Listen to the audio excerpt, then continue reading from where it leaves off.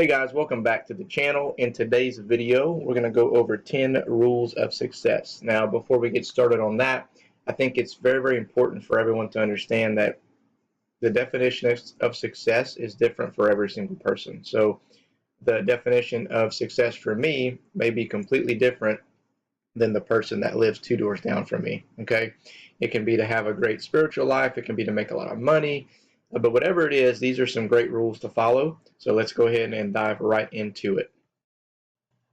Rule number one, create your own luck. So basically, by creating your own luck, I mean be knowledgeable about what you're doing. Okay, so don't just get into some type of new hobby or new job or whatever you're trying to get better at and just think it's going to happen just because you get lucky. Now, sometimes, yeah, maybe you can get lucky, but for the most part, you're going to increase your odds of succeeding in whatever you do if you become knowledgeable in that particular craft. Okay, reading books, watching videos, find a mentor, an accountability partner, and really put in the work on learning your particular craft. That's going to help you get better and therefore basically creating your own luck. Nothing's going to get easier, you're just going to get better.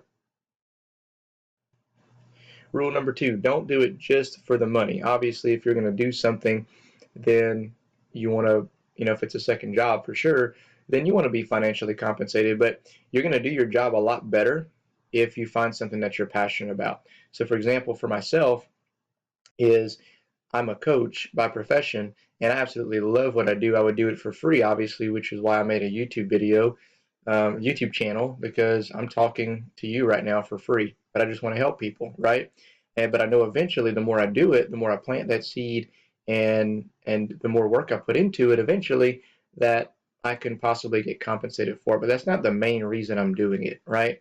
So if you find something that you're really passionate about, then it's going to definitely help propel yourself and make you enjoy what you're doing and make you do your job a lot better. But just make sure that you do have some compensation on the back end, even though, on the front end, you may not see the amount of compensation you want to start. Number three, don't be afraid to go against the tide. Okay, the road less traveled can be scary, but with proper knowledge of where and why you're going, it can be exciting. Okay, have faith in your decision. It should matter to you. If at any time you feel conflicted, step away, drown out the noise, reflect, and pray about why you're going down that road. So, an example for me, whenever I was transitioning from management to coaching, I took a job at a really small private school, took a very huge pay cut, and people thought I was absolutely nuts for doing that and thinking like, why are you going to work at a private school? You're not going to make any money. And I just knew, I saw the potential and I saw the vision that I had and this what the school had. And fast forward to now, I make a lot more money at a private school than most of my coaching peers do in the public. And I have a very good quality of life. So just have faith in your decision of what you're doing. And as long as you've prayed about it and you have a strong conviction about it, don't be afraid to go against the tide, but don't just blindly go just because, oh, this is different, I'm going to hop into it. You need to have very good reasoning behind what you're doing. Rule number four, just keep going. So in your journey, guys, you're going to get tired. You're going to be frustrated. You're going to have a lot of doubt, anxiety, and excitement.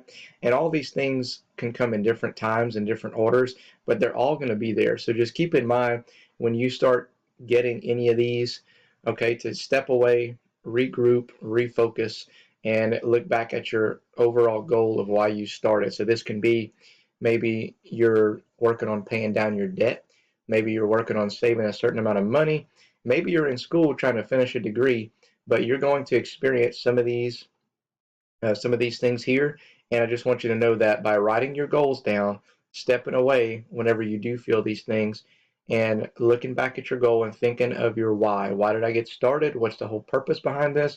It's going to remotivate you and eliminate some of that doubt, eliminate some of that anxiety, the frustration, and rebuild that excitement that you had whenever you started from day one. Number five, change your mindset.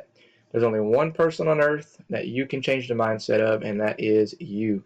So you can't make anyone else think differently. You can try as much as you want to, but it just most likely will not happen, okay? Maybe temporarily, but long term, they're going to have their own sets of beliefs. So train your mind to think clearly, be positive, be kind. Okay, this is something out of one of the books that I've read that I'll share with you at a later time. But it says, be easy on yourself. In the absence of your own judgment, everything would be fine. Okay, allow yourself to make mistakes, but also hold yourself accountable. But just make sure that you are thinking very positive and clear in your journey, and that when things happen, don't emotionally shut down, kind of step back again, reflect and think, why did it happen? Because most likely there's a reason, and there's always a way to adjust and spin it into a positive situation.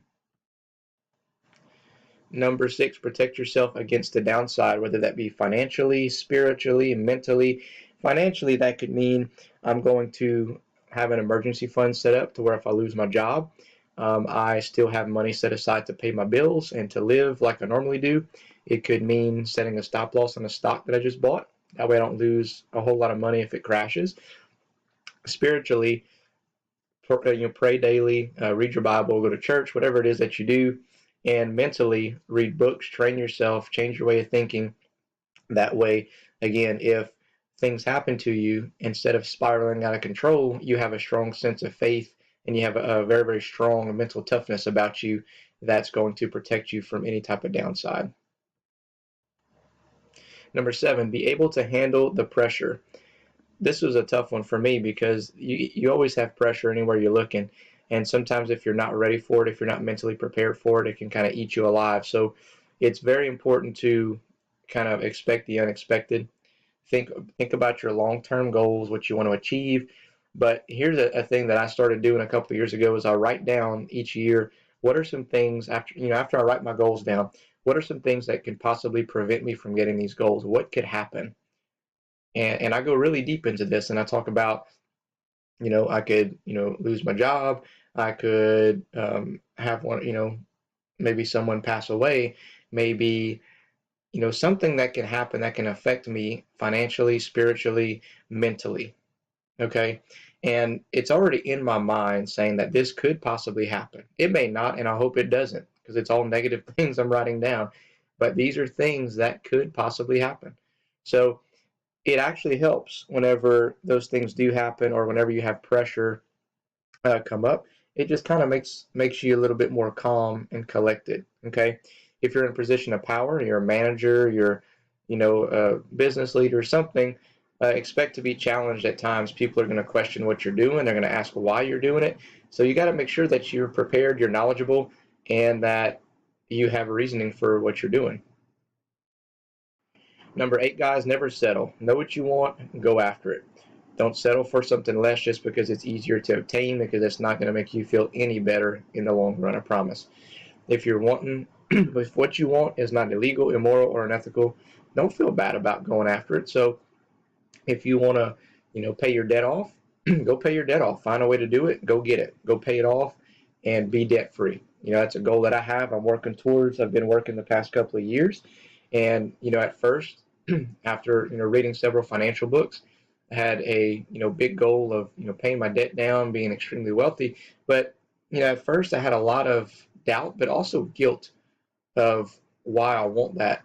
And then eventually, as I kept training my mind and putting the work in, I felt like I deserved that. So don't settle.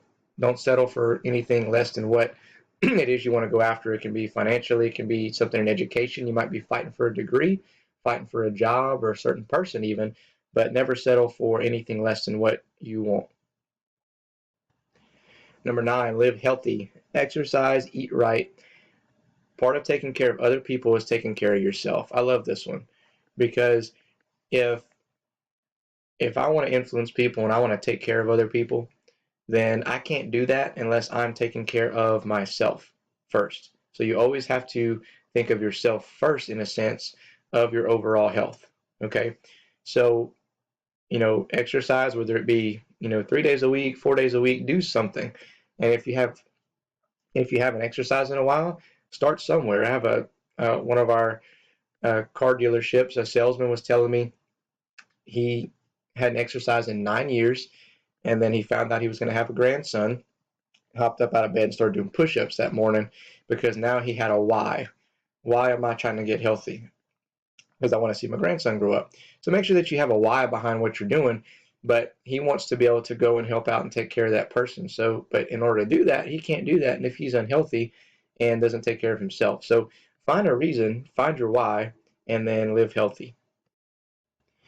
And number 10, help other people. So always extend a helping hand when you're able. Not helping other people will subconsciously reduce your confidence and in result affect all the other areas of your life. So if I'm able to help somebody and I know I can help that person, then I should help that person. If I just stay reserved in myself and say, no, I don't want to do that because I don't know how to do it or I don't feel like doing it, then that's going to really start to shrink my confidence down because you know better, basically. You know that you could have done something about doing something and you're just not doing it.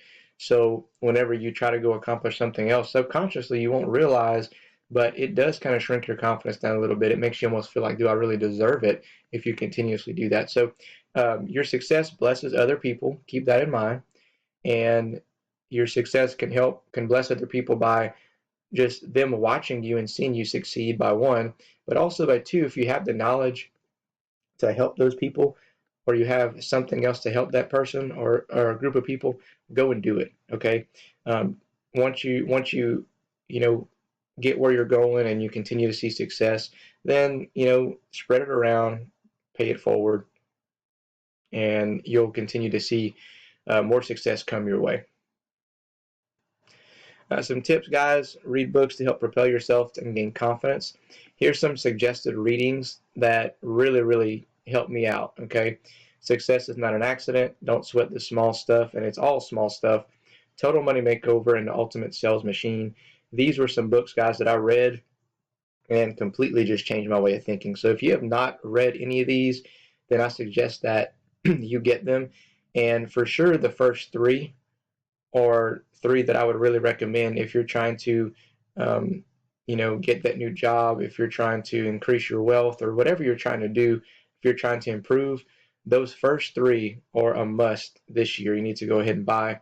And then The Ultimate Sales Machine is also a great book, but it's more geared towards, it is geared towards dealing with people and sales. But in my opinion, everything is a sales process, so it is pretty helpful. So guys, that's all I got. If you found value in this video, please hit the like button, share with a friend. Don't forget to subscribe to the channel, hit the notification bell, and other than that, we'll see you guys in the next video.